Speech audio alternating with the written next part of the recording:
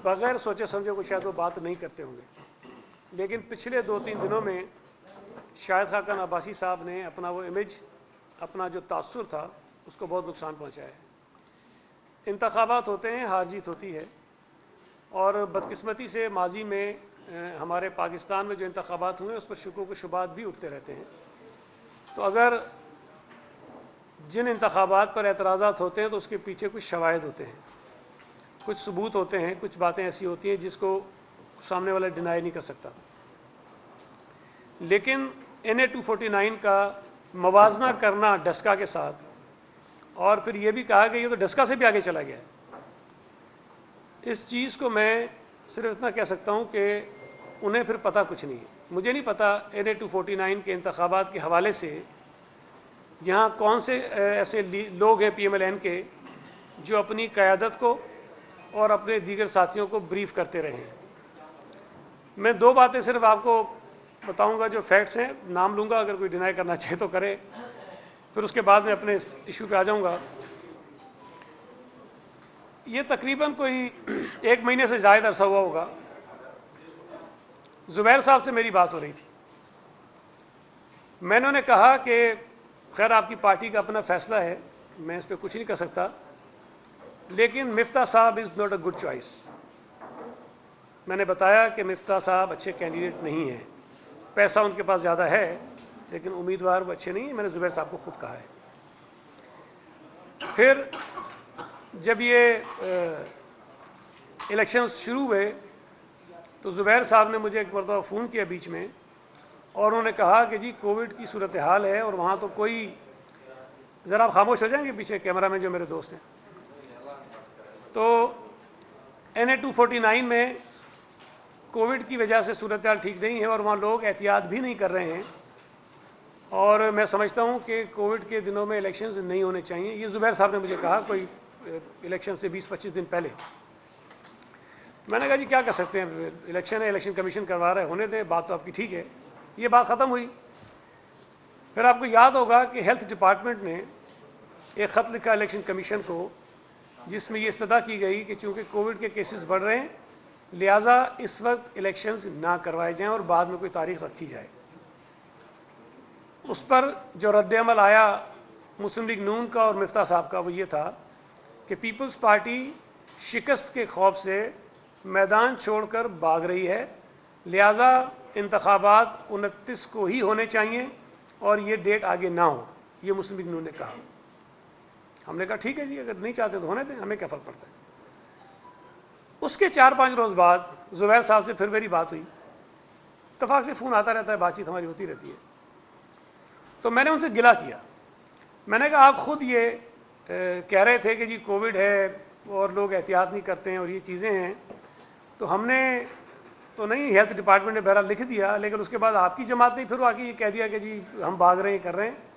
तो मैंने उन्हें कहा कि एक बात आपको बता दूं, हम इंतखाबात से भाग नहीं रहे हैं, और अगर आपको गलत फहमी है कि नून लीग आगे है, ये मैं आपको इलेक्शन से 10 दिन पहले की बात बता रहा हूँ, तकरीबन 10 दिन, मुझे एग्जैक्टली डेट याद नहीं है। हम नून लीग को हरा चुके हैं इलेक्शन में, हम आपसे आगे हैं। हमारे लिए जो चैलेंज है या जिस पार्टी को हम समझ रहे हैं कि जिससे हमारा मुकाबला है वो TLP है, और हमें अंदाज़ा नहीं हो रहा, हम TLP को जज नहीं कर पा रहे हैं कि वो कितने वोट लेंगे, बाकी आप हमसे पीछे हैं। जुबैर साहब ने उस पर मुझे कहा कि क्या कह रहे हैं आप। मैंने कहा जी मैं आपको ये बात सही कह रहा हूँ, आप हमारे मुकाबले में नहीं, हम आपको शिकस्त दे चुके हैं। ये 10 दिन पहले की बात है। ये मैं इसलिए बता रहा हूँ कि जो लोग कह रहे हैं कि जी हमें हैरत है कहाँ से आ गई पीपल्स पार्टी, हैरत है कहाँ से आ गई, इन्होंने ये पोल्स में एक लेकर आ गए इत्तफाक से, ये पोल्स वोल्स पे बड़ा चला। इन पोल्स में ये एक पेपर लाया हूँ मैं सिर्फ, PMLN नंबर 1 है, PTI नंबर 2 है, MQM नंबर 3 है, पीपल्स पार्टी नंबर 4 है, PSP नंबर 5 है और TLP नंबर 6 है। TLP भी तो नंबर 3 पे आ गई ना। चलें पीपल्स पार्टी को तो छोड़ दें, हमने तो पता नहीं क्या जादू कर दिया, लेकिन TLP भी तो नंबर 3 पे है। MQM जिसको आपने तीसरे नंबर पे दिखाया वो 6ठे नंबर पर है। देखिए मैं हमेशा ये कहता हूं, मैं जब 2017 में ज़िमनी इलेक्शन लड़ा था तब भी ऐसे ही पोल्स आए थे, सारे मेरे खिलाफ थे कि 3500 वोट थे जनरल इलेक्शन में पीपल्स पार्टी के, कहां से जीतेंगे। पूरी मीडिया पे कैंपेन मेरे खिलाफ चली, अल्लाह का शुक्र है वो 3,500 हमारे 24,000 हुए, हम जीते। इलेक्शन जो है वो एक मुख्तलिफ चीज़ है। ये 300, 400, 500 लोगों से आप राय लेकर उस इलेक्शन के नतीजे तक नहीं पहुंच सकते हैं। तो जब ये पोल्स हुए तब भी हमारे दोस्तों ने कहा, मेरे अल्फाज थे, मैं दोहराता हूं शायद तो किसी को बुरे लगे, मैंने कहा लानत भेजो इन पे। हम अपने इलेक्शन के नतीजे से बताएंगे कि ये गलत है, ये झूठ है। और अल्लाह का शुक्र है कि अल्लाह ने हमें सरखुरू किया, हम जीत गए। मुझे अफसोस हुआ कि कल शाहिद खाकन अब्बासी साहब कह रहे हैं कि जी सिलेक्टर्स ने जो है वो शायद हमें जितवा दिया। भाई अगर ज़िमनी इलेक्शन जीतना इस बात को साबित करने के लिए काफी है कि सिलेक्टर्स उसके पीछे हैं, एस्टेब्लिशमेंट उसके पीछे है, उसके अलावा कोई जीत नहीं सकता, तो सवाल मैं भी उठा सकता हूं कि डस्का आप जीते, आप एस्टेब्लिशमेंट के अगेंस्ट कैसे जीत गए? आप वजीराबाद जीते, आप कैसे जीत गए? नौशेरा में पीटीआई की जीती हुई सीट नून लीग जीत गई, कैसे जीत गए आप? अगर ये बात आपके ज़हनों में बैठी हुई है कि एस्टेब्लिशमेंट की सपोर्ट के बगैर या उनसे साजबाज किए बगैर कोई इंतखाब जमात नहीं जीत सकती, तो फिर आपके जो 3 इंतखाबात हैं उसके ऊपर भी सवालिया निशान है। आप उसका जवाब दें कि आप कैसे जीते हैं। ये तो दोहरे मयार तो नहीं हो सकते ना कि जहां से नून लीग जीत जाए वो तो बल्ले बल्ले जी लोगों ने वोट दिए हैं, और जहां से पीपल्स पार्टी जीत जाए वहां ये कहता है जी डील हो गई है। अगर तो आसिफ अली जरदारी को जमानत मिल जाए तो डील है, अदी फरियाल को जमानत मिल जाए तो डील है, शहबाज शरीफ को जमानत मिल जाए, हमजा को जमानत मिल जाए, साद रफी को जमानत मिल जाए, शाहिद खाकन अब्बासी को जमानत मिल जाए तो उसूलों की फतह है। ये दोहरे मयार नहीं चल सकते हैं।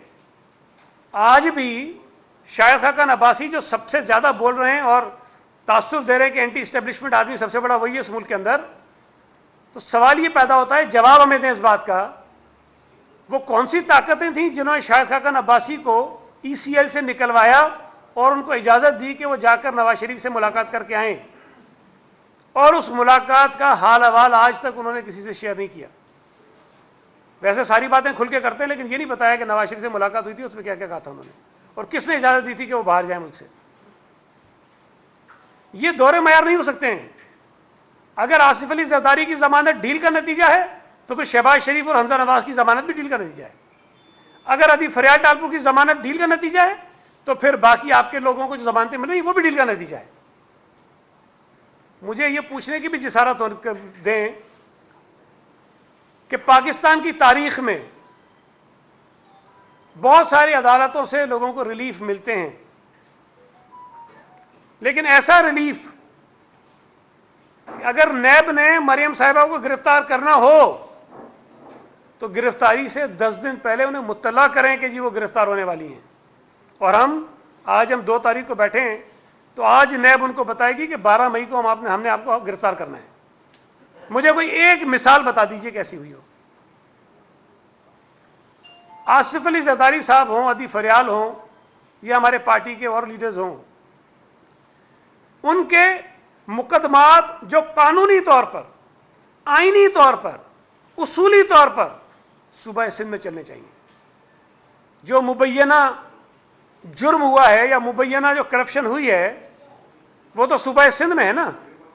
मुझे इन केसेस के अलावा पाकिस्तान की तारीख में कोई एक और मिसाल बता दीजिए कि जिस सूबे में, जिस शहर में मुबैना जुर्म हुआ हो उसका ट्रायल किसी और सूबे में हुआ हो। मुझे एक मिसाल बता दीजिए तारीख में। नहीं है। जिस तरह शहीद जुल्फिकार अली भुट्टो के केस की कोई मिसाल नहीं मिलती ना, वो भी हमारे साथ ही हुआ है। इसी तरह आसिफ अली जरदारी और अदी फरियाल के केसेस की भी मिसाल नहीं मिलती। उनका ट्रायल इस्लामाबाद में हो रहा है, पिंडी में हो रहा है, सूबा सिंध में नहीं हो रहा। हम अगर ये कहें कि जी उनके केसेस को सूबा सिंध में लेकर आ जाओ, ट्रायल ही होना चाहिए, तो कहते हैं डील हो रही है।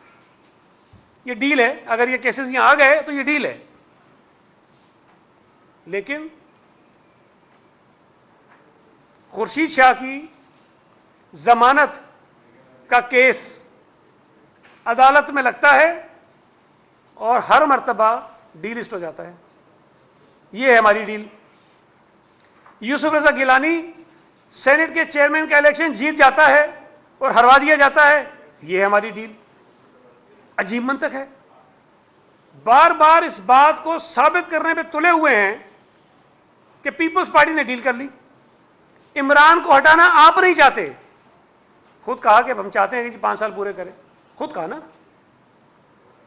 बोझदार को गिराना आप नहीं चाहते। डील हमारी है। इस इलेक्शन में जो कुछ हुआ है, ये सिवाय नून लीग की मिसमैनेजमेंट और हद से ज्यादा खुद एतमादी उनकी शिकस्त का सबब बनी है। जो लोग हल्के में मौजूद थे, आप तमाम दोस्त जो मीडिया के दोस्त यहां मौजूद हैं, ये एक ज़िमनी इलेक्शन था पूरे शहर का। पूरा मीडिया उस हल्के में घूमता रहा है, फिरता रहा है। एक एक चीज को आप देखते रहे हैं। एक एक चीज को आपने देखा है। एक एक चीज को मुझे बताइए कि एक वाकया आपने कोई वहां देखा हो, रिपोर्ट किया हो कि जिससे धांधली आपके सामने आई हो, जाली वोट पड़ रहे हो, पोलिंग एजेंट्स को निकाल दिया गया हो, वोटर्स को वोट डालने न दिया गया हो।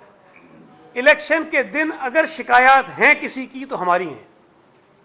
हमने शिकायत की है मुख्तलिफ मौक़ों पर इलेक्शन कमीशन को। हमने बताया है कि जी एक बंदा गया, उसका वोट डल चुका था। हमने बताया कि जी हमारे एजेंट को रेंजर्स ने दरवाजे पर रोक के उसकी वीडियो बनाई और पूरे चैनल्स पे चलवाई कि जी एजेंट पैसे लेके जा रहा है अंदर। अगर कोई इलेक्शन लड़ता हो तो उसे पता होना चाहिए कि हमेशा पोलिंग एजेंट को कुछ थोड़े से पैसे दिए जाते हैं, इसलिए कि वोटिंग के मरहले में जब वो किसी वोट को चैलेंज करता है तो उसकी इलेक्शन कमीशन ने फीस रखी हुई है। तो जब वो वोट चैलेंज करेगा तो वो उसकी फीस देगा। मुझे नहीं पता अब कितनी है, पहले 5-10 रुपए होती थी, शायद 50 रुपए 100 रुपए होगी, मुझे नहीं पता कितनी है, लेकिन कोई फीस है। हमने अपने हर एजेंट को, ये जो एक लिफाफा दिखा रहे थे, ये हमारे जो 800 एजेंट थे, उन 800 एजेंट्स की फाइल में ये लिफाफे मौजूद थे।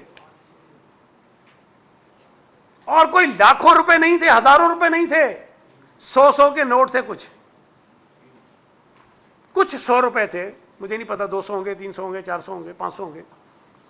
ये पैसे हमने एजेंट्स को दिए जिसने वो पैसे धांधली के लिए इस्तेमाल किए हैं। ये एक वीडियो बना के और फिर पता नहीं पूरी नून लीग इस पे चल पड़ी कि जी ये चला रहे हैं। ये धांधली हमने की है। वोटिंग शुरू होने से लेकर वोटिंग खत्म होने तक एक शिकायत बता दें नून लीग की, एक शिकायत बता दें किसी और जमात की जिसने कहा कि धांधली हो रही है। वोटिंग का मरहला खत्म होने से लेकर गिनती का मरहला मुकम्मल होने तक जो पोलिंग स्टेशन में हुआ है, कोई एक शिकायत बता दें कि जिसमें यह कहें कि जी यहां पर वो काउंटिंग के दौरान धांधली हुई है। कोई एक चीज तो बता दें। इन्होंने एक चीज सामने नहीं बताई। जब तक टीवी पर जो नतीजा आता रहा जिसमें मिफ्ता साहब मुबैना तौर पर आगे थे, तब तक कोई शिकायत नहीं थी, कोई शिकायत नहीं थी। सवाल तो हमारा बनता है कि इलेक्शन के मरहले को खत्म होने के बाद चलें जी गिनती भी हुई, हमारे पास भी नताइज पूरे नहीं थे, उनके पास भी नहीं होंगे, इलेक्शन कमीशन में जा रहे थे। इन्होंने ये 8-9 बजे जीत का जश्न किस बुनियाद पर मनाया था? कौन सा रिजल्ट इनके हाथ में था? इलेक्शन कमीशन ने इनको दिया था, इनके पोलिंग एजेंट्स ने फॉर्म 45 इनको दिए थे। कौन सी ऐसी चीज थी जिस पर मिफ्ता साहब जश्न मना रहे थे कि मैं जीत गया हूं? सवाल तो उनसे पूछा जाना चाहिए। हमने तो जश्न नहीं मनाया। हम तो जब तक सारे वोट अपने इकट्ठे कर रहे थे उस वक्त भी जश्न नहीं मनाया। सवाल यह पैदा हो रहा था, वो बार बार शोर उठा, सईद गनी कैसे जो है वो इलेक्शन कमीशन से आगे बता रहा है। जो लोग इलेक्शन लड़ते हैं उन्हें यह पता होना चाहिए कि जब आपका पोलिंग एजेंट एक पोलिंग स्टेशन पर बैठता है और वो गिनती मुकम्मल करवाने के बाद ये फॉर्म 45, ये फॉर्म 45 है, ये ये वो साथ लेकर आता है और वो लाकर अपने उम्मीदवार की जो ऑफिस होती है जहां पर ये कंपाइल हो रहा होता है रिजल्ट, उनके हवाले करता है। ये फॉर्म 45 है। और ये जो मैं आपके सामने रख रहा हूं, आप चाहें तो प्रेस कॉन्फ्रेंस के बाद आइए, 276 276 पोलिंग स्टेशन, 276 फॉर्म 45 हमारे पास है। मैं जितने नतीजे ट्विटर पर डाल रहा था उस पर मैं लिख रहा था कि ये फॉर्म 45 के मुताबिक हैं। हमारी जो कंपाइल कर रहे थे जो हम उसमें, और इलेक्शन कमीशन जो कंपाइल कर रहा था उसमें फर्क हो सकता है, होना भी चाहिए, इसलिए कि ये जब फॉर्म 45 हमारे पास आते हैं तो ये तरतीब से नहीं आते हैं कि पोलिंग स्टेशन नंबर 1 पहले आएगा, 2 बाद में आएगा, 3 बाद में आएगा और 276 आखिर में आएगा, ऐसा नहीं होता। जो जो पोलिंग एजेंट रिजल्ट ला रहा होता है उसका नंबर मुख्तलिफ होता है, कहीं 10 होगा, कहीं फिर 15 होगा, कहीं 50 होगा, फिर कहीं 250 होगा, फिर कहीं 85 होगा। उस तरतीब से वो आते हैं और जिस तरतीब से वो आ रहे थे हम अपने सिस्टम में उनको ऐड करते जा रहे थे और हर 10, 15, 20, 25 के बाद हम वो रिजल्ट अपने सिस्टम से निकाल के कंप्यूटर पे डाल के बता रहे थे कि भाई ये हमारे पास इस वक्त तक का है। तो जो ये कहते हैं कि जी इलेक्शन कमीशन जो दे रहा था उसमें हम पीछे थे और इसमें हम आगे थे, हो सकता है, ये मुमकिन है, इसका इम्कान है।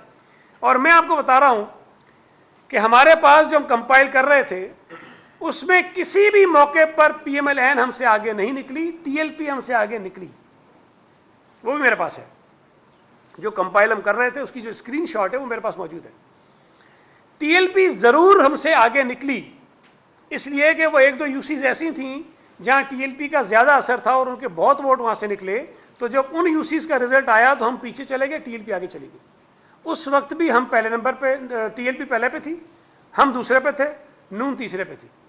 फिर जब वो टीएलपी वाली जो असर वाली यूसीज का रिजल्ट आना बंद हुआ तो फिर जाहिर है कि हमारा रिजल्ट ऊपर चला गया, नून लीग भी टीएलपी से ऊपर जाना शुरू हो गई। ये सारी चीजें हैं और इन तमाम चीजों को इन्होंने मशकूक। सईद गनी कैसे दे रहा है? सईद गनी के पास कहां से आ रहा है? वो भाई सईद गनी तुम्हारी तरह चवल तो नहीं है ना। सईद गनी इलेक्शन के तरीके को जानता है भाई। हमारे जितने कारकुन हैं, जितने अहदेदार यहां बैठे हैं, ये सब जानते हैं। फिर एक तस्वीर चला दी गई कि देखो जी ये फॉर्म 45 को गड़बड़ कर रहा है। वो खुदा के बदो, वो तस्वीर हमारे लोगों ने चलाई है सोशल मीडिया पे, वो तस्वीर हमारे लोगों ने बनाई है। खुला कमरा था, खुला कमरा, ये लियाकत अफगानी में बैठा था, 20 आदमी और बैठे थे, उसमें पता नहीं कितने लोग खड़े थे, आ रहे थे, जा रहे थे। उन्होंने तस्वीर बनाई मेरी, तारीफ की मेरी कि भाई वजीर है, जमीन पे बैठा है, वर्करों के साथ काम कर रहा है। उसको ये साहब इतने होशियार हैं। और एक मुझे नाम नहीं लेना चाहता, चैनल वाले ने भेजा कि हमारे साफी ने अपने जराए से ये तस्वीर निकाली हैं और ये आपका इसके क्या कहना है। तो मैंने वो अपनी सारी स्क्रीनशॉट जो हमारे लोगों ने ट्वीट की हुई थी, फेसबुक पे डाली हुई थी, उनको भेजी कि अपने साफी को ये जराए भेज दो, उसके ये जराए हैं कि तस्वीरें हमारे लोगों ने दी हैं और आप बता रहे हो उस पर नूली वाले दायरे लगा रहे हैं। और बाबा ये सारे थे, जब मैंने जाना था आरओ ऑफिस में, जब ये कंप्लीट हो गए मैं लेके जा रहा था तो उन्होंने कहा कि इनको सीक्वेंस में रखो। जो तस्वीर आई है उसमें तो मैंने हाथ ही लगाया, बाद में तो मैं हाथ भी लगा रहा था इनको और मैं खुद बैठ के तरतीब से रख रहा था इन सबको। ये काम किया हमने। उस पर भी कोई बहुत बड़ा अचीवमेंट उन्होंने कर लिया कि जी वीडियो निकाल के ले गया, तस्वीर निकाल के ले गया।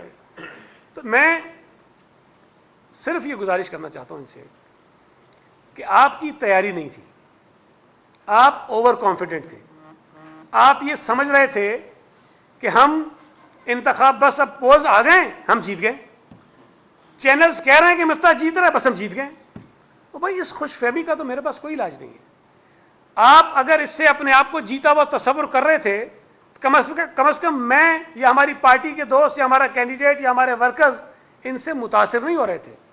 हमें पता था कि हम जीतेंगे, हमारी तैयारी थी। हमने वहां पीएमएलएन के बेशुमार लोगों को पीपल्स पार्टी में शामिल करवाया, हमने पीटीआई के बेशुमार लोगों को पार्टी में शामिल करवाया। एएनपी जो इनकी सपोर्ट कर रही थी, उनके कारकुन, उनके अहदेदार खुल के हमारा काम कर रहे थे। जेयूआई जिन्होंने इनकी सपोर्ट की, उनके बेइंतहा कारकुनान हमारे साथ खुल के काम कर रहे थे। तो भाई इनकी जो नीचे चीजें थी वो ठीक नहीं थी। हमने हर यूसी, हर वार्ड, हर पोलिंग स्टेशन पर कमेटी बनाई थी। 276 कमेटीज हमारी थी पोलिंग स्टेशन की बुनियादों पर। हर यूसी की बुनियाद पर कमेटी थी, हर वार्ड की बुनियाद पर कमेटी थी। हमने हर कम्युनिटी को अप्रोच किया है, हम हर कम्युनिटी के पास गए हैं, हम हर आदमी के पास गए हैं जिसका असर और रसूख उस इलाके में है। हमने काम किया है। हम इलेक्शन को इलेक्शन समझ के लड़े हैं। और मेरी अपनी जो दोस्तों की टीम थी, हम जो वर्किंग करते थे, उसके मुताबिक हमारे वोट 25 से 30 हजार के दरमियान होने चाहिए थे, जो हमारा टारगेट था। 25 से 30 हजार वोटों के दरमियान। जो टर्नआउट कम हुआ उसकी वजह से जाहिर हम भी 16 पे आ गए, 16,000 से कुछ छुपाने चले गए, लेकिन टारगेट हमारा 25-30 हजार था। तो हमने ये काम किया। एक और दिलचस्प बात कि इन्होंने वो जो शाम को कर रहे थे, तो उन्होंने कहा जी अभी वो ट्वीट किया है किसी ने कि पोलिंग स्टेशन नंबर 261 और 260 के जो प्रिजाइडिंग ऑफिसर हैं उन्होंने किसी को रिजल्ट नहीं दिया और कहीं चले गए। कराची में जहां ये साहिबान इलेक्शन लड़ रहे थे उनको नहीं पता चला, इनके जो पोलिंग एजेंट थे उनको नहीं पता चला। इस्लामाबाद में एक साहब ने ट्वीट किया, उस ट्वीट के बाद इनको पता चला कि 2 प्रिजाइडिंग ऑफिसर गायब हो गए और उन्होंने किसी को रिजल्ट नहीं दिया है। यह हाल है कैंडिडेट का। जब ये उन्होंने कहा, मैंने उस वक्त भी मीडिया के कई दोस्तों को पोलिंग स्टेशन नंबर 261 का जो फॉर्म 45 हमारे पास था वो भेजा कि भाई हमारे पास है, और 260 का जो था उस प्रिजाइडिंग ऑफिसर ने यह किया कि उसने किसी को कॉपी नहीं दी, उसने बाहर दीवार के ऊपर फॉर्म 45 लगा दिया और यह कहा कि जी इसकी तस्वीरें बना लो। हमारे पास भी वो तस्वीर आई, हमने उसका प्रिंट आउट निकाला और अपने रिकॉर्ड में उसको रखा। तो उसकी तस्वीर आई, किसी के पास नहीं थी, हमारे पास भी नहीं थी, तस्वीर आई और 261 हमारे पास आया। तो इनको अंदाजा ही नहीं था, इनको पता ही नहीं था कि ये सब कुछ जो है हो क्या रहा है इलेक्शन में और किस तरह से काम हुआ है। मैं आखिरी बात सिर्फ ये गुजारिश करता हूं, तो उसके बाद आप सवाल कर लें या वकार भाई भी बात करना चाहेंगे। पाकिस्तान पीपल्स पार्टी पर इंतखाबात में धांधली का इल्जाम लगाना इतना मज़ाक़ खेज़ है, इतना मज़ाक़ खेज़ है कि मैं शायद किसी की मिसाल भी नहीं दे सकता। मिसाल दूंगा तो शायद उनको बहुत बुरी लगेगी। हम 1988 से लेकर 2018 तक हर इंतखाब में विक्टिम रहे हैं धांधली का। 88 में हमारी हुकूमत बनी, धांधली का विक्टिम हम थे। 93 में हमारी हुकूमत बनी, धांधली का विक्टिम जो थे हम थे। 2008 में हमारी हुकूमत बनी, धांधली का विक्टिम हम थे। अब गौर कीजिए कि अगर धांधली के विक्टिम हम थे तो बेनिफिशियरी कौन था? बेनिफिशियरी वो थे जो आज हम पे इल्जाम लगा रहे हैं कि हमने धांधली की है। पीपल्स पार्टी ने तो कभी धांधली करने की कोशिश नहीं की, सोचा नहीं। हम तो धांधली से बचाने के लिए लड़ते हैं कि भाई खुदा के लिए हमारे साथ धांधली ना हो, हम अपने वोटों को बचाएं। अगर वोटों को बचाना धांधली है, अगर कोई प्लान करके इलेक्शन लड़ना धांधली है, तो ये धांधली फिर हम करते रहेंगे। भाई ये तो की हमने, आइंदा भी करेंगे। तो मैं ये समझता हूं कि कोई और हमसे ज्यादा पारसा जो कभी धांधली ज़दा इलेक्शन के नतीजे में हुकूमतों में ना आया हो, वो हम पे उंगली उठाए। जिनका माजी ये हो कि वो धांधली ज़दा इंतखाबात के नतीजे में जीतते हों, चाहे वो 88 में पंजाब की हुकूमत हो, चाहे वो 90 की वफाकी हुकूमत हो, चाहे वो 93 में इनकी जो सीटें बड़ी वो हों, चाहे 97 का इलेक्शन हो, चाहे 2002 में तो चले भागे थे, ये 2013 का इलेक्शन हो, 2008 में भी हम विक्टिम थे, ये बेनिफिशियरी थे। पीपल्स पार्टी की सीटें पंजाब में इनको दी गई, मुशर्रफ ने इनको दी ताकि ये हम दोनों लड़े आपस में, जो मुस्लिम लीग और पीपल्स पार्टी। हमने उस वक्त भी दरगुजर की, हमने उस वक्त भी बड़े दिल का मुजाहरा किया कि चलें ठीक है, हम आगे बढ़ते हैं और सिलसिले को आगे बढ़ाते हैं, निज़ाम को चलना चाहिए। हमने बर्दाश्त किया। भाई कोई एक मौका तो मुझे बताओ ना कि आपने धांधली के सामने लड़ते हुए हुकूमत बनाई हो। एक मौका मुझे बताओ, कभी नहीं हुआ है। तो कम से कम हम पे इल्जाम ना लगाएं। आप आसिफ अली जरदारी पे इल्जाम लगाते हैं कि जी वो डील कर रहे हैं इसलिए के केसेस हैं। मेरे भाई, पाकिस्तान पीपल्स पार्टी ने जान की कुर्बानियां दी हैं इस लड़ाई में, जमहूरी लड़ाई में, जमहूरियत की लड़ाई में।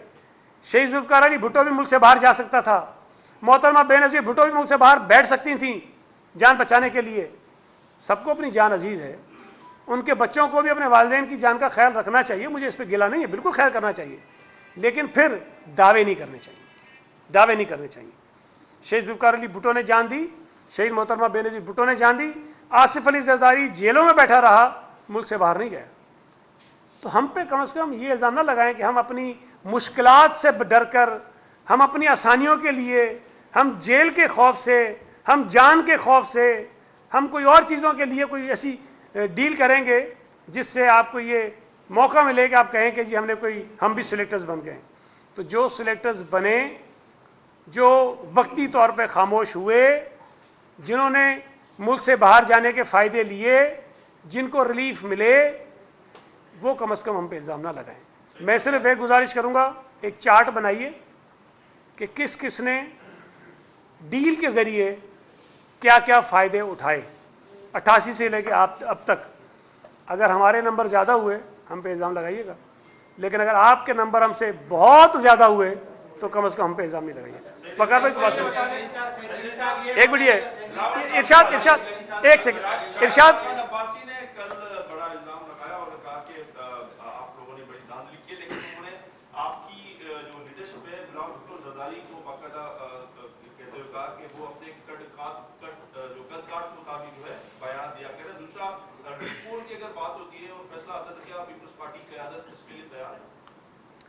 देखें, एक तो शाहिद खाकान अब्बासी का जिस्मानी कद तो बहुत बड़ा है, ज़ाहिर है उसका तो मुकाबला नहीं कर सकते हैं। अल्लाह की देने में क्या कर सकता हूँ उसमें, 7 फुट का आदमी है, मैं 5.25 फुट का आदमी मैं इसमें क्या कर सकता हूँ। लेकिन इस वक्त पाकिस्तान में पॉलिटिकल मैच्योरिटी के हवाले से अगर आप देखेंगे तो मैं ये समझता हूँ कि बिलावल भुट्टो जरदारी का कद सबसे बड़ा है, और ये अपने बुजुर्ग रहनुमाओं को मिला लें या किसी को मिला लें, उनका कद काठ इतना नहीं है। शाहिद खाकान अब्बासी साहब ने यह कह दिया कि धांधली की है। मैं आपके जरिए पूछना चाहता हूं कि कोई एक पोलिंग स्टेशन का नंबर तो बताएं कि जी ये पोलिंग स्टेशन है जहां पर धांधली हुई है, कोई एक बता दें, कोई एक। वो इनके एक साहब कह रहे थे जी सईद गनी वजीर तालीम है और इन्होंने सारा अमला अपना लगवा दिया। भाई अगर सारा अमला मैंने लगवाया होता अपनी मर्जी से, आपके पास ये फॉर्म 48 पता नहीं मिला है आपको, नहीं मिला है, जरा कॉपी ले लीजिएगा उसकी, जिसमें ये सारा पोलिंग स्टेशन वाइज रिजल्ट होता है, जरा ले लीजिएगा। तो फिर हर पोलिंग स्टेशन पे हमारा मार्जिन बहुत ज़्यादा होता। हमारे वोट कहीं पे 10, कहीं पे 12, कहीं पे 7, कहीं पे 15, कहीं पे 6, कहीं पे 1, कहीं पे 2 नहीं होते, बहुत ज़्यादा होते ना। अगर हम ये सारा इस तरह से मैनेज करके अपने प्रिजाइडिंग ऑफिसर अपना अमला बिठाते तो ज़ाहिर बिठाने के पीछे हमारा कोई मकसद होता, और मकसद ये होता कि हम वोट निकालें। तो अगर आप उसका जायज़ा लेंगे फॉर्म 48 का, जिसमें हर पोलिंग स्टेशन के वोट्स होते हैं, तो आपको अंदाज़ा हो जाएगा कि शायद ये जो कह रहे हैं उसमें कोई वजन नहीं है। जो दूसरी बात आपने कही रीपोलिंग की, देखिए मैं तो अपनी पार्टी को ये कह रहा हूं, मेरे पास इख्तियार नहीं है फैसला करने का। फैसला ये मेरे बाद दोस्त जो बैठे हैं उम्मीदवार, ये हमारी पार्टी की मुशावरत से करेंगे, इसलिए कि ये सबसे बड़े स्टेक होल्डर ये हैं, ये एक मुंतखब एमएनए हैं। इनके फैसले पर मैं अपनी राय मुसलत नहीं कर सकता हूं। ये वकील भी हैं माशाल्लाह अच्छे, ये फैसला करेंगे, हमारी पार्टी की लीडरशिप फैसला करेगी।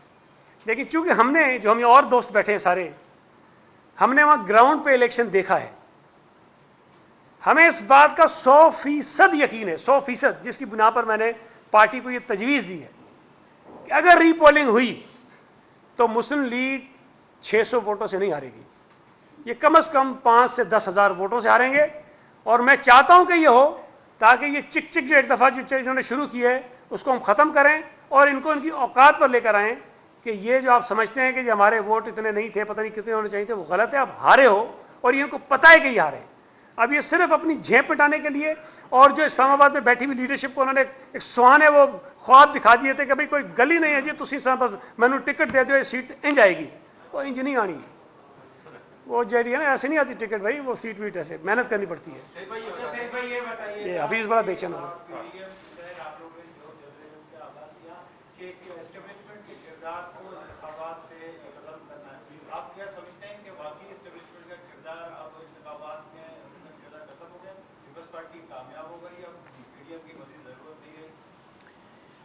देखिए इंतखाब की बुनियाद पे तो आप नहीं फैसला कर सकते ना।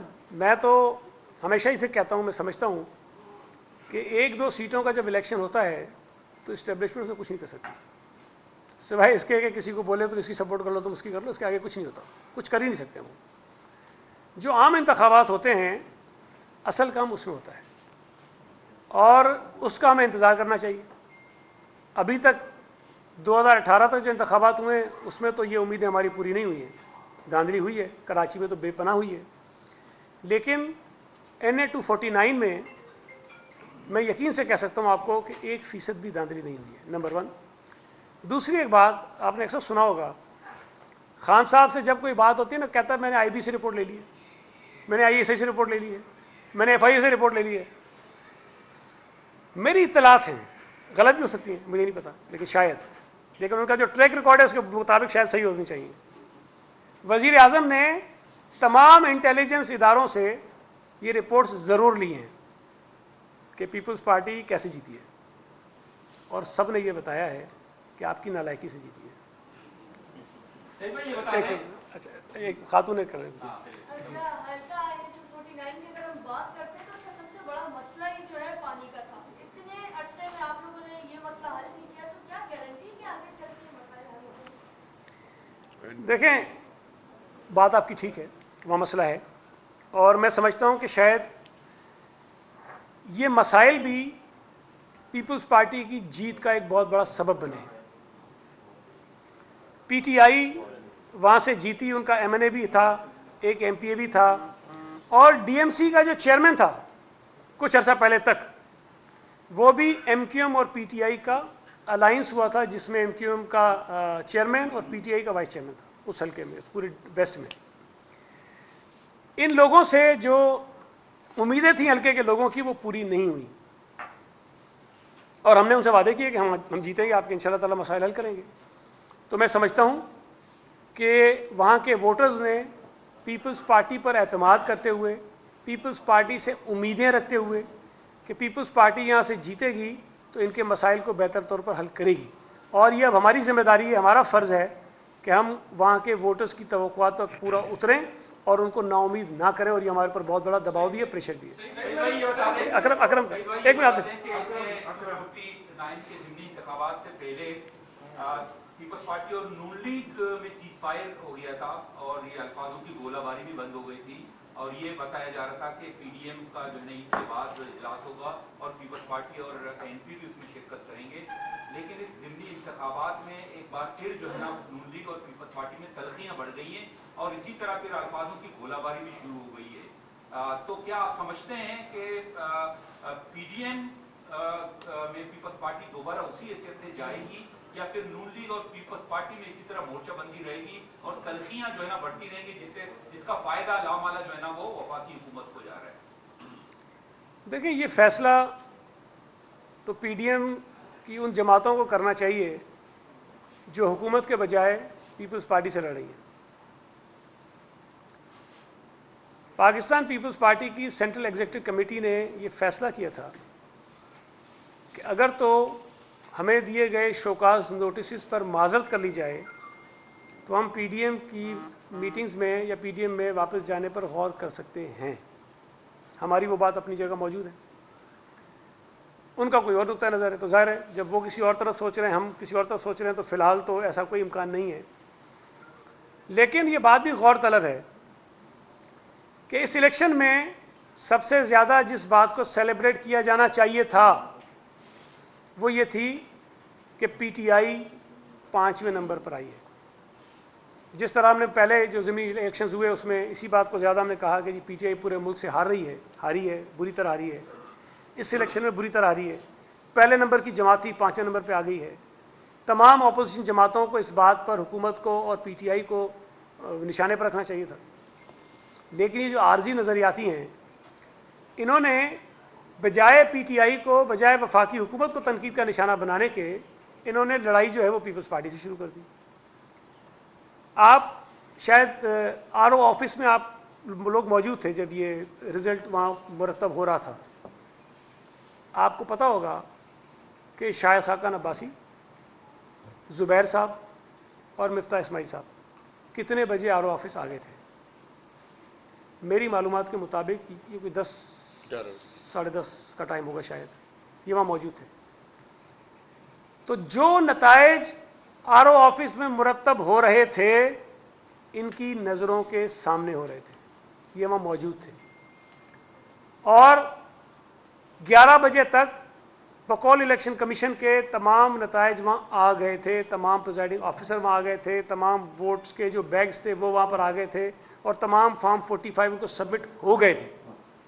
ये वहां बैठे रहे हैं। हमारे लोग तो लेट गए, ये हमारे कैंडिडेट वकार भाई और बाकी अगर फिलहाल तो देर में गए, ये वहां पहले से मौजूद थे।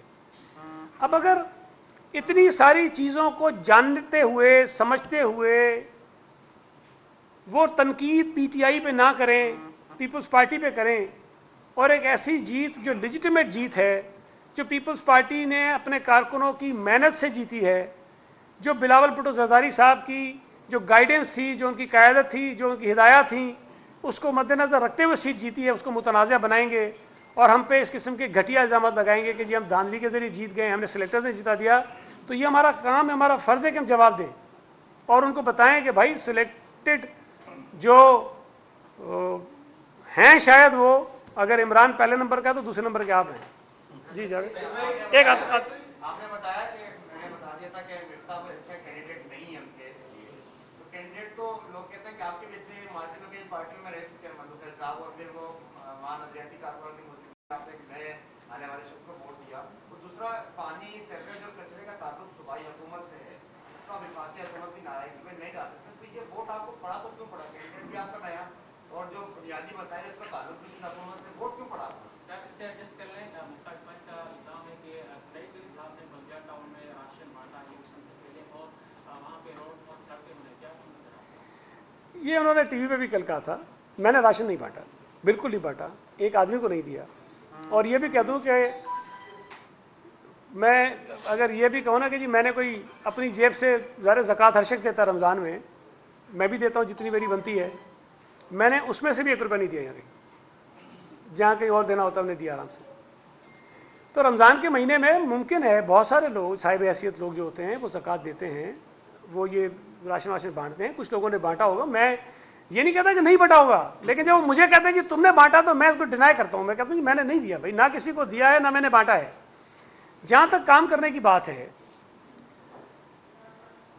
इलेक्शन कमीशन के जो रूल्स हैं, जो कवानीन हैं, उसके मुताबिक अगर कहीं इंतखाबात का ऐलान हो जाए तो वहां कोई नया मंसूबा नहीं शुरू हो सकता, लेकिन अगर वहां पर कोई पिछले पुराने काम चल रहे हों तो वो काम रुकते नहीं हैं, वो काम चलते हैं, तो वो काम हुए होंगे।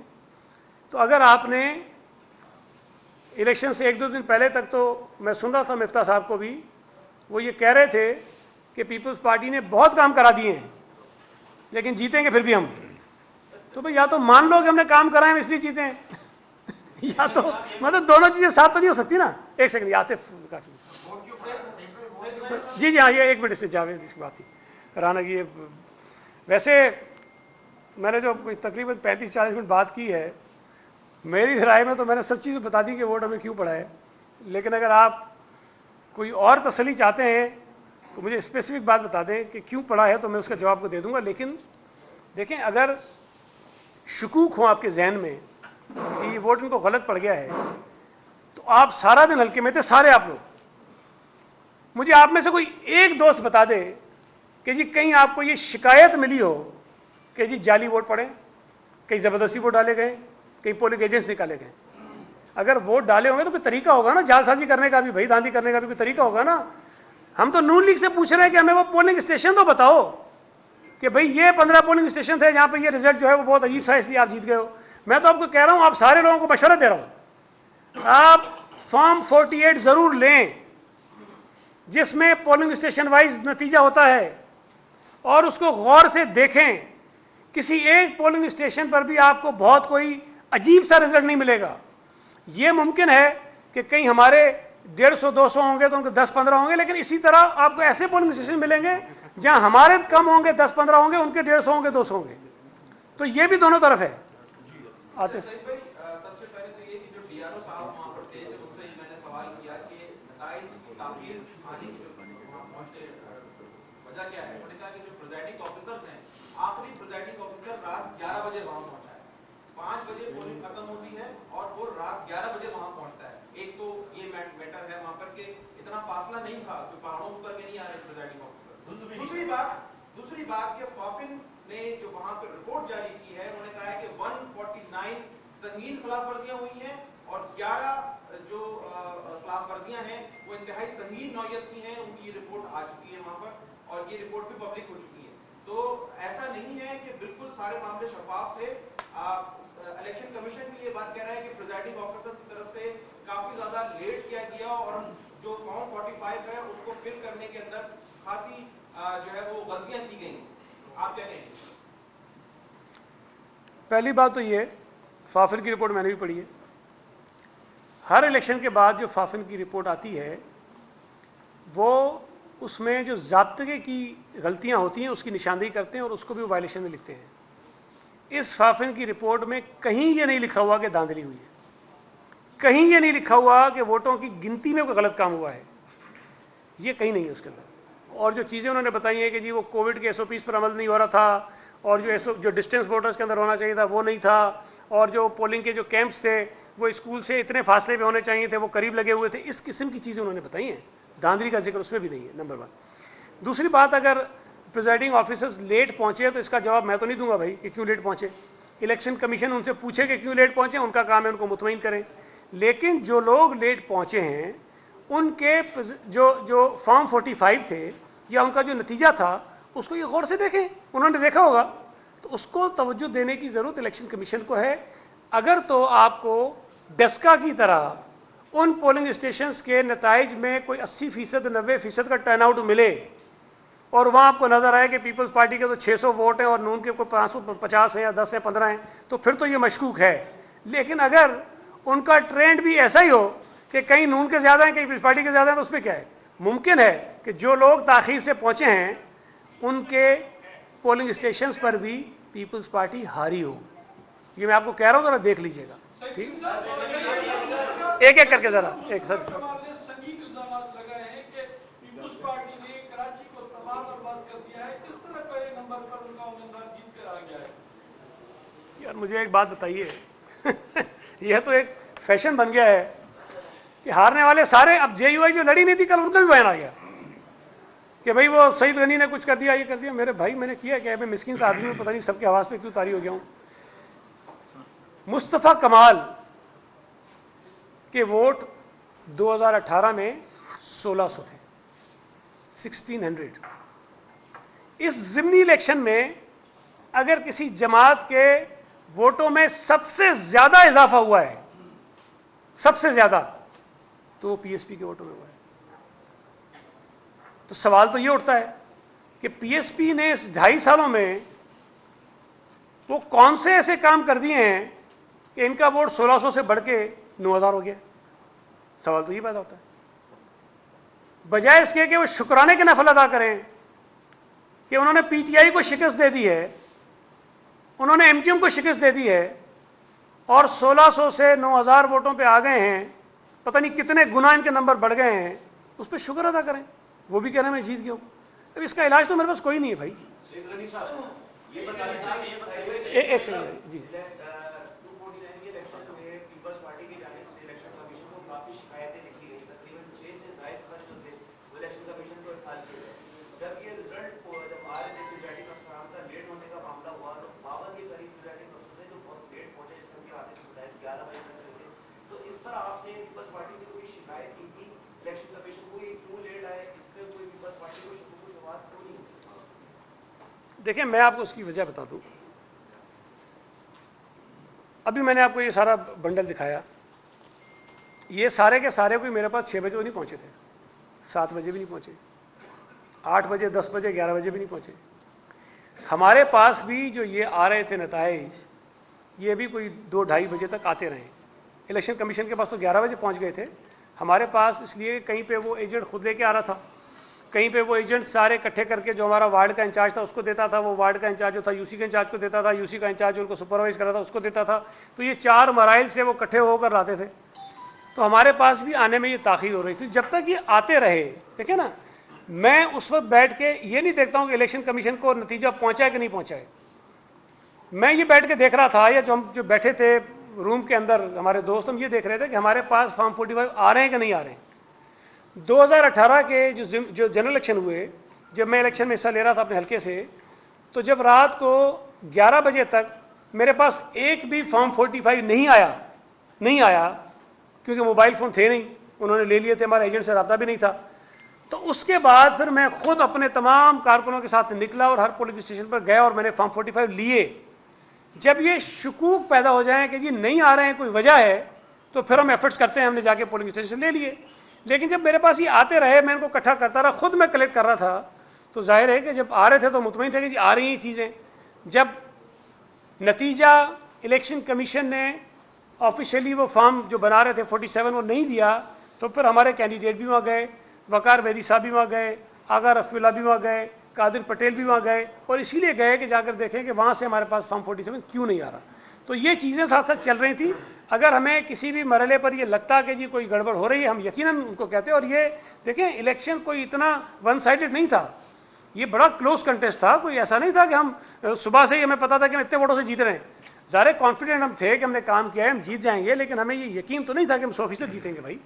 तो ये नताइज जो थे ये आते रहे। जब आते रहे थे नताइज, तो जाहिर है कि हम मुतमईन थे कि आ रहे हैं, इसलिए हमने वो नहीं किया। एक एक करके ये अंकल, एक सेकंड, ये बुजुर्ग आदमी, ये बुजुर्ग ये आपके पास फॉर्म 45 पड़े हैं, आपके मुखालफिन ये इल्जाम लगाते हैं कि उसमें से बहुत से 45 फॉर्म पर पोलिंग एजेंट के दस्तखत नहीं है।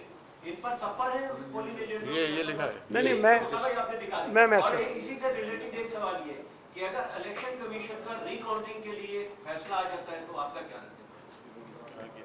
देखिए, पहली मैं आपसे गुजारिश करूं कि जब इंतखाबात होते हैं उसमें छोटी छोटी गलतियां बहुत सामने आती हैं, ये नहीं होता, हर इलेक्शन में होती है। ये कहना कि जी उसमें नहीं हो सकती, आउट ऑफ क्वेश्चन है। अभी तक कोई इलेक्शन ऐसा नहीं होता जिसके अंदर आप कहें कि 100% जिसको जहां लिखना होता है उसी तरह लिखेगा। मिफ्ता साहब टीवी पे ये बताते रहे कि जी वो मेरे वोट जो थे किसी और कैंडिडेट के सामने लिख दिए गए एक पोलिंग स्टेशन पे। मैं आपको भी दिखा सकता हूं कि 2 पोलिंग स्टेशन ऐसे हैं जहां पर हमारे वोट किसी और के सामने लिख दिए गए, हमारे वोट। तो ये अगर वो समझते हैं जी उनके साथ जानबूझ के हमने करवाया, तो हमारे साथ किसने करवाया? तो ये जो छोटी छोटी मिस्टेक्स होती हैं, कहीं पे साइन पहले सफ़े पे होता है, कहीं पे चारों सफ़े पे करते हैं, कहीं पे आखिरी सफ़े पे कर देते हैं, कहीं पे मैं आपको दिखा दूं, ये नज़र आपको नहीं आएगा, कहीं पे ये वोट यहां लिख रहे होते हैं, कहीं पे यहां लिख देते हैं, कहीं पे यहां टोटल देते हैं, कहीं पे नहीं देते हैं, आखिरी पेज पे दे देते हैं। हर प्रिजाइडिंग ऑफिसर अपने हिसाब से सारी चीज़ें करता है, लेकिन दस्तखत करना, अंगूठे का निशान लगाना, ये तकरीबन जो हमारे पास पड़े हैं उसमें तो सब पर ही हैं। हो सकता है, मैं नहीं कहता कि 276 पे होगा, हो सकता है किसी में मिसिंग हो, लेकिन अगर कहीं मिसिंग है तो फिर इलेक्शन कमीशन का काम है उसको चेक करके देख ले। अगर उसमें तसल्ली हो जाए कि ये नंबर ऑफ वोट्स ठीक हैं। और एक चीज़ और आपको बताऊं मैं कि सिर्फ जो बैलेट पेपर्स निकलते हैं डिब्बे से उसकी काउंटिंग काफ़ी नहीं होती है। सुबह जब प्रिजाइडिंग ऑफिसर जाता है, जब वोटिंग शुरू करता है, उस वक्त भी वो जो बैलेट पेपर्स लाया होता है वो बताता है कि जी मैं इतने बैलेट पेपर्स लाया हूं और इनके नंबर्स ये हैं बुक्स के, और एजेंट्स वो लिखते हैं। जब पोलिंग खत्म होती है तो वो बताता है कि जी मेरी पोलिंग स्टेशन पर मिसाल के तौर पे 400 वोट पड़ गए, और अगर 1000 लाया होगा तो बताता है कि 600 बच गए, और जो पड़ गए उनके ये नंबर थे, जो बच गए उनके ये नंबर हैं। फिर उसका भी एक रिकॉर्ड बनता है, वो रिकॉर्ड भी इलेक्शन कमीशन में प्रिजाइडिंग ऑफिसर जमा करवाता है। तो फिर ये टैली किए जाते हैं कि जितने वोट इस पोलिंग स्टेशन से निकले हैं और कितने वोट इस पोलिंग स्टेशन से वापस आए जो अनयूज्ड हैं, तो वो मैच किए जाते हैं। तो ये काउंटर चेक करने के बहुत सारे तरीके होते हैं, वो इलेक्शन कमीशन करता है, उनको खुद बताएगा। साहब ये बताएं कि यारी पीपुल्स पार्टी का गढ़ है, वहां से आपकी पार्टी का चेयरमैन आ जाता है, लाड़कान आपका पीपुल्स पार्टी का गढ़ है, वहां पे पीपुल्स पार्टी सिंध के सदर की जो सीट थी वहां से आपका उम्मीदवार हार जाता है। तो यहाँ पे जो कमजोर तरीन कैंडिडेट था आपका पीपुल्स पार्टी का, ऐसी कौन सी कारकर्दगी आपने दिखाई कि आपका कैंडिडेट जीत गया? इस पे सवाल हो रहे हैं। देखिए, सवाल तो सबने किया, आपने भी कर दिया। मेरा ख्याल है कि अगर आप ये समझते हैं कि हम इलेक्शन लड़ने जाते हैं और सिर्फ झंडे लगाते हैं और तकरीरें करते हैं और नारे लगाते हैं और फिर हम लोगों पे छोड़ देते हैं कि हमें वोट दे देंगे। ऐसा होता नहीं है। आप जाएं, मैं आपसे गुजारिश करूंगा आप जाएं, और मैं अपने डिस्ट्रिक्ट प्रेसिडेंट को कहूंगा कि आपको रिकॉर्ड दें कि पिछले 6, 7, 8 महीनों में इस हल्के से कितने लोगों ने पाकिस्तान पीपल्स पार्टी में शमूलियत की है। आपको वो रिकॉर्ड दे कि पीटीआई के कितने लोगों ने पीपल्स पार्टी में शमूलियत की है। आपको ये बताए कि जेयूआई के कितने लोगों ने हमारा काम किया है, एएनपी के लोगों ने हमारा काम किया है। और मैं सबसे बड़ी बात इसके अंदर ये है कि नून लीग की अपनी नाअहली, मिसमैनेजमेंट। आप मुझसे तो ये सवाल करते हैं कि आपने क्या कारकर्दगी दिखाई कि आपके वोट बढ़ गए। आप नून लीग से ये पूछें कि 35,000 तुम्हारे, 10,000 जेयूआई के, 3-4 हज़ार एएनपी के, 50,000 बने ना। 35,000 कहाँ चले गए वोट? कहीं ना कहीं तो गए होंगे ना कुछ उनमें से। अगर 15 उनको पड़े हैं तो भाई 2-4-5,000 हमें भी पड़ सकते हैं उनके। मैंने जो आपको कहा ना कि फॉर्म 48 देखें, आप इस तरह ये सिर्फ बातें करके अपना जहन मुतमईन नहीं कर सकते। आप फॉर्म 48 देखें और एक एक पोलिंग स्टेशन को एनालाइज करें, पिछले नताइज को सामने रखें, तो आपको पता चलेगा कि इस पोलिंग स्टेशन पर पिछली दफा ट्रेंड क्या था, इस दफा ट्रेंड क्या बना है, उसके असबाब क्या हो सकते हैं। मैं आपको जब कह रहा हूं कि हमने हर पोलिंग स्टेशन की बुनियाद पर एक कमेटी बनाई, वहां लोगों की जिम्मेदारी लगाई कि इस पोलिंग स्टेशन पर वोट लगाना, डलवाना आपकी जिम्मेदारी है। अपने वोटर्स को आइडेंटिफाई करो, अपने वोटर्स को तलाश करो, उनसे वोट डलवाओ। इतनी मेहनत अगर किसी ने की हो और ने, तो फिर आप कहते हैं कि हमने गलत काम किया है। लेकिन अगर मुझे पता हो कि मेरे वोट 7,000 हैं और मैं ये चाहूं कि मैं जीतना चाहता हूं, तो मैं जाके तो नहीं जीतूंगा ना। मैं कुछ तो कुछ एफर्ट्स करूंगा, कुछ कोशिशें करूंगा, लोगों से वादे करूंगा। और मैं समझता हूं कि पीटीआई की जो बदतरीन माशी पॉलिसी थी, महंगाई की वजह से, बेरोजगारी की वजह से, लोगों की बदहाली की वजह से लोग उनसे नाराज थे। पीएमएलएन में उस वक्त शहबाज शरीफ ने इलेक्शन में हिस्सा लिया था। वो जनरल इलेक्शन थे, वो मिफ्ता नहीं था। अगर मिफ्ता साहब ये समझ रहे थे कोई शहबाज शरीफ से बड़े लीडर हैं तो अलग बात है, वो है नहीं उससे बड़े लीडर।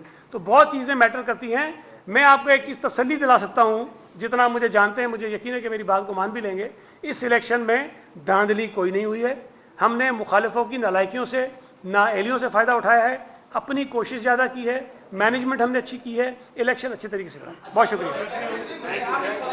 चलो, ने कहा है कि धांधली तो हुई है, पीपल्स पार्टी ने धांधली की, लेकिन इस मर्तबा कौन सा टेक्ट इस्तेमाल किया है, इसको जानने के लिए हमें कम से कम 2 साल लगेंगे। देखें, ये इतने नालायक हैं, ये इतने नाअहल हैं कि माशाल्लाह जो सीटें, अगर मैं कह रहा हूं धांधली से भी किसी को मिल जाए ना, तो बंदा मेंटेन करने की कोशिश करता है, और फिर अगर हारे भी तो इतना जलील होकर नहीं हारता है। ये इतने नालायक हैं कि जहां 16,000 वोट लिए थे मलीर में 6,000 पे आ गए, यहां 35,000 से ये कोई 9-10,000 पे आ गए। तो भाई ये नालायकियां अपनी तलाश करो, हमारी धांधली के पीछे मत जाओ।